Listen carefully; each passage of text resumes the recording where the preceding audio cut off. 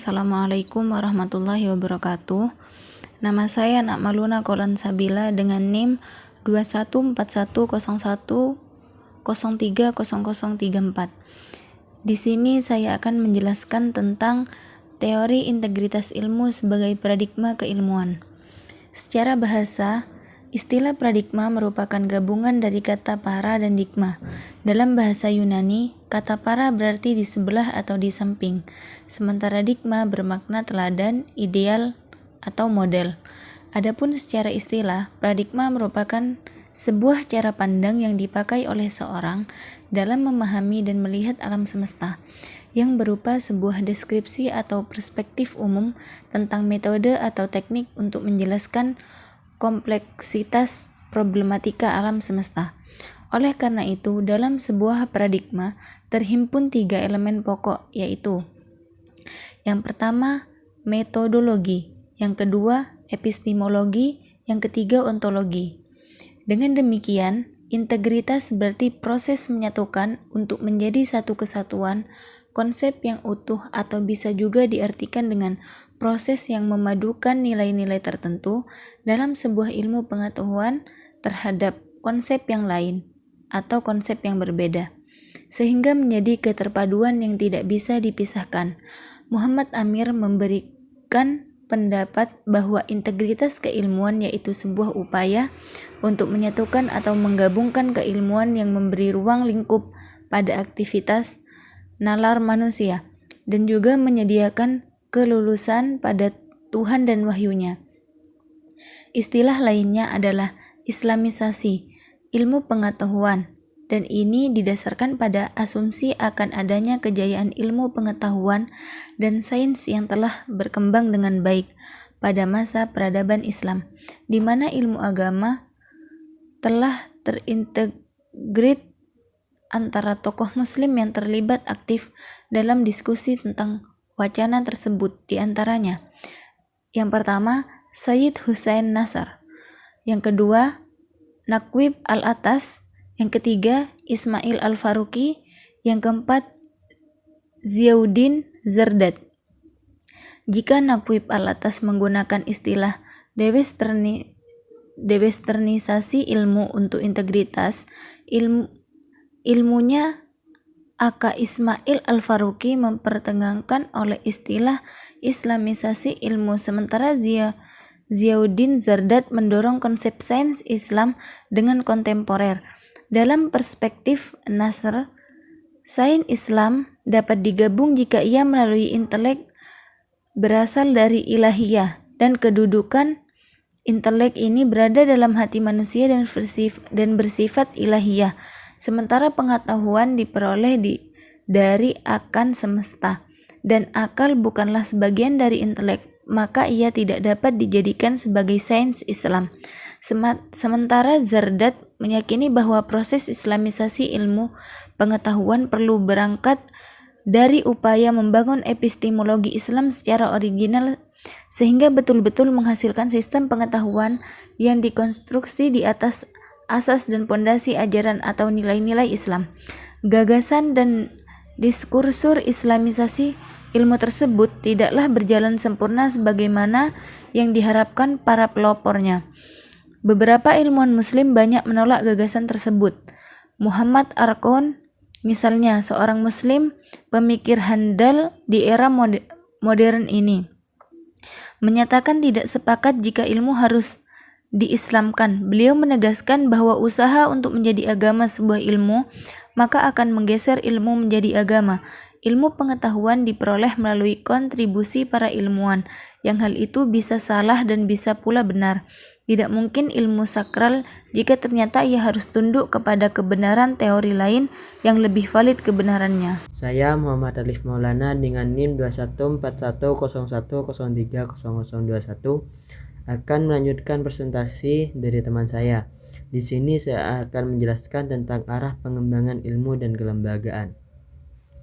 Pendidikan merupakan instrumen penting dan bernilai strategis dalam transformasi peradaban masyarakat dalam upaya mewujudkan lembaga pendidikan tinggi. Agama yang ideal perlu diciptakan keterpautan dalam sistem dan proses penyelenggaraan pendidikan maupun fasilitas pendukung yang memadai.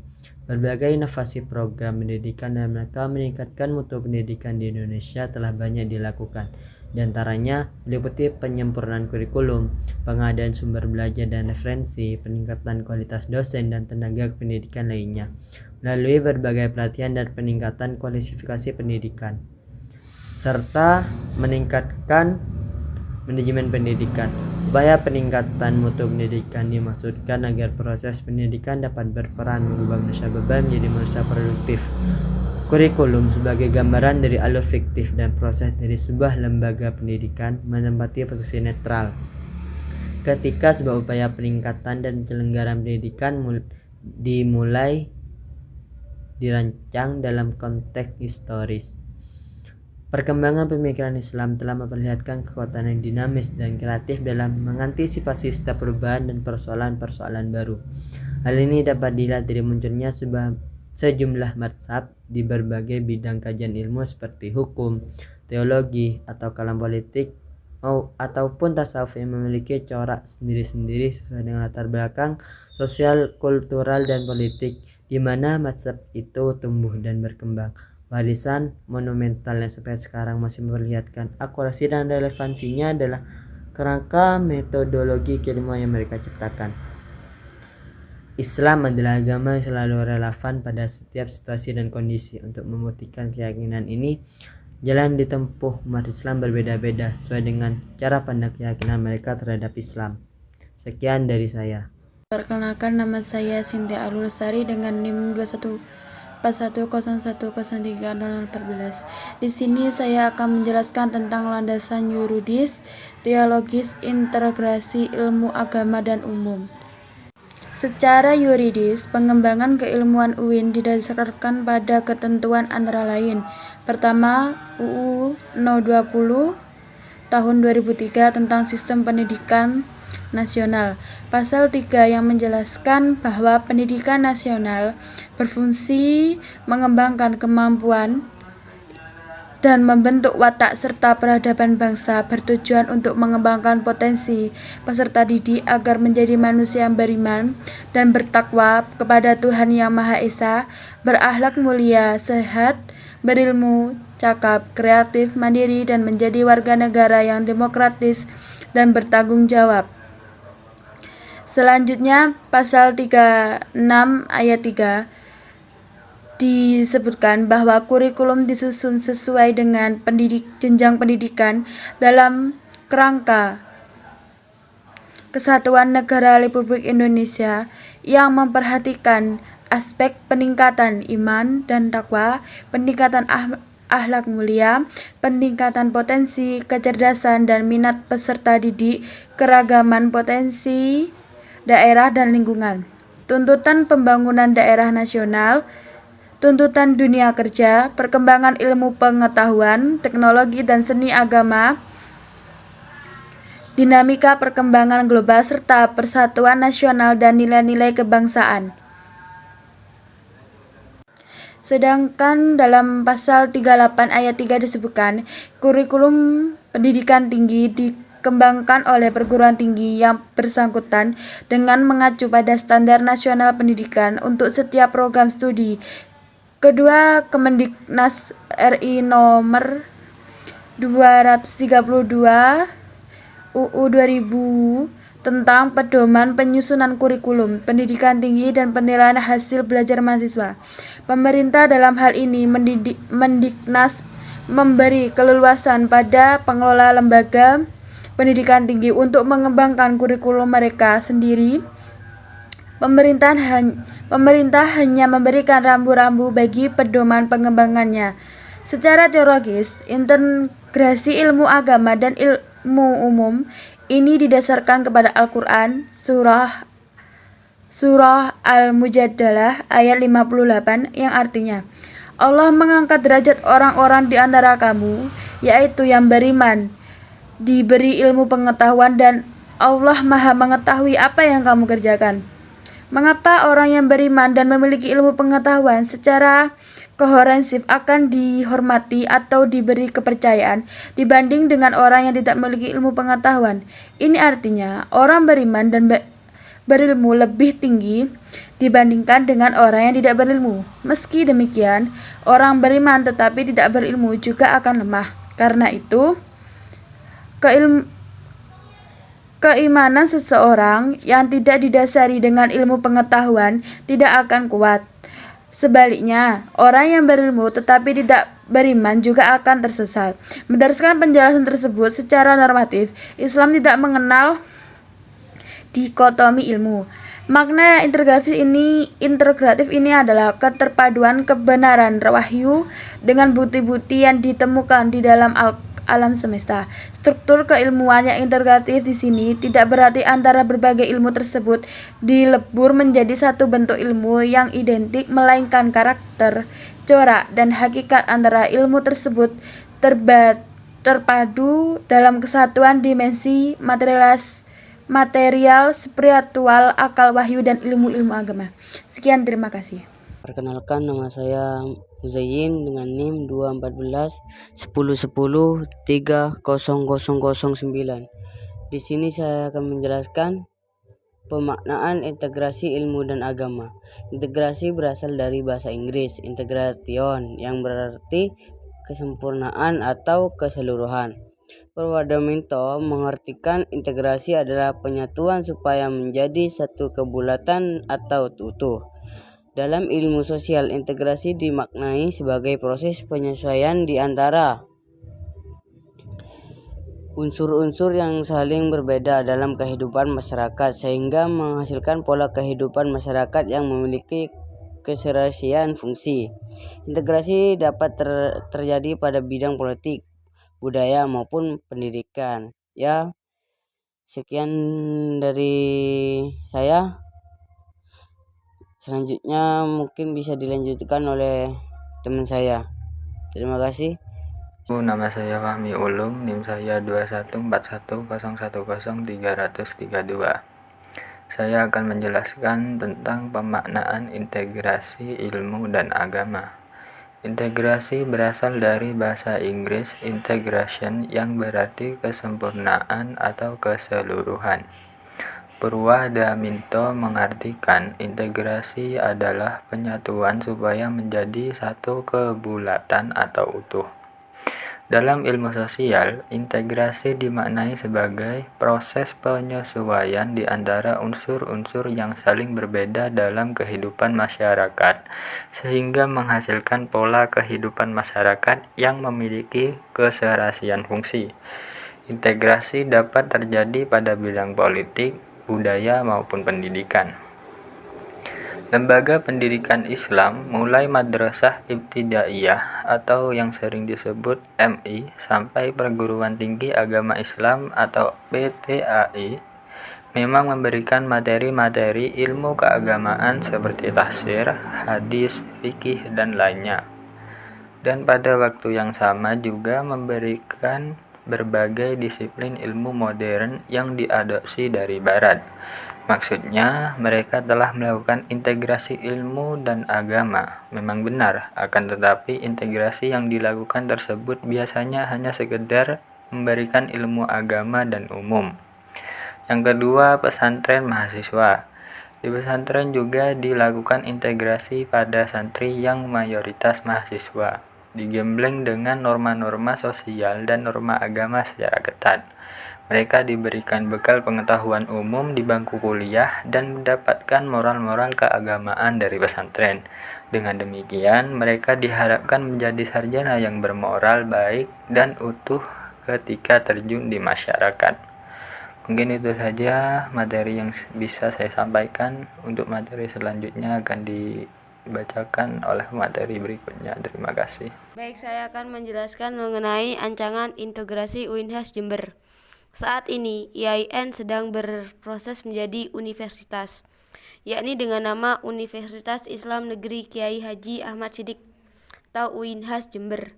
Upaya transformasi ini dilakukan untuk memenuhi kebutuhan masyarakat yang saat ini tidak hanya memerlukan keilmuan agama, tetapi juga keilmuan umum atau sains. ditambah lagi dengan kompleksitas kehidupan yang tidak lagi bisa diselesaikan hanya dengan satu disiplin ilmu. Katanya, telah memaksa IAIN Jember memadukan berbagai ilmu. Tentu IAIN Jember tidak boleh gegabah, apalagi latah, sebab perubahan status ini menisyarakan pengembangan dunia keilmuan sekaligus secara integral di UINHAS Jember ke depan.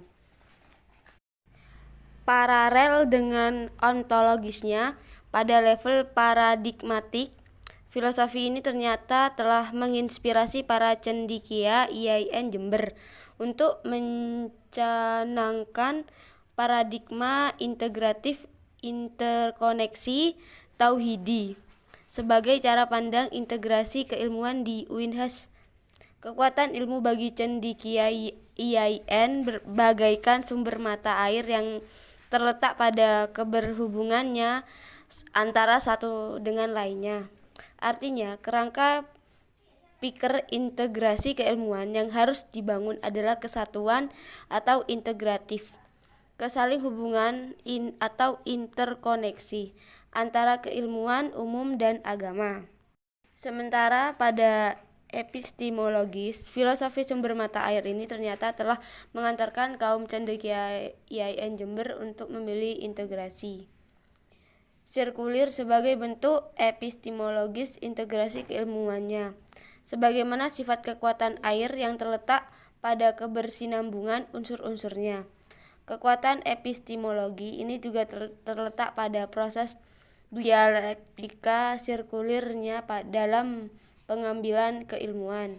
Melalui epistemologi ini, kerja integrasi keilmuan UINHAS Jember ke depan akan diarahkan pada adanya kesinambungan kerja akademik dari 3 arah epistemologi keilmuan, mencakup arah burhani atau sains, bayani atau agama, dan irfani atau tasawuf.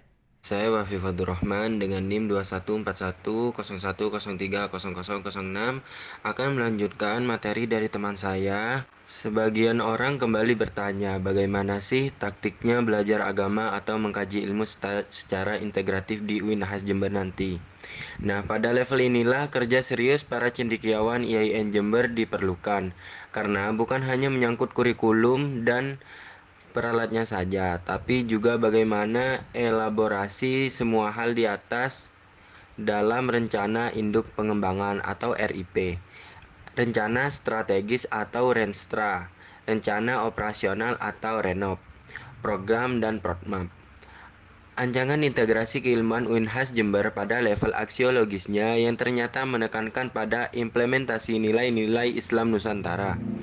Nilai Islam Nusantara dalam level ini dianjangkan sebagai pijakan dalam hal pemilihan proses mekanisme dan pendekatan serta indikator output yang diharapkan UINHAS Jember ke depannya mempersilahkan penggunaan berbagai model pendekatan perspektif dalam mengkaji keilmuan secara integratif.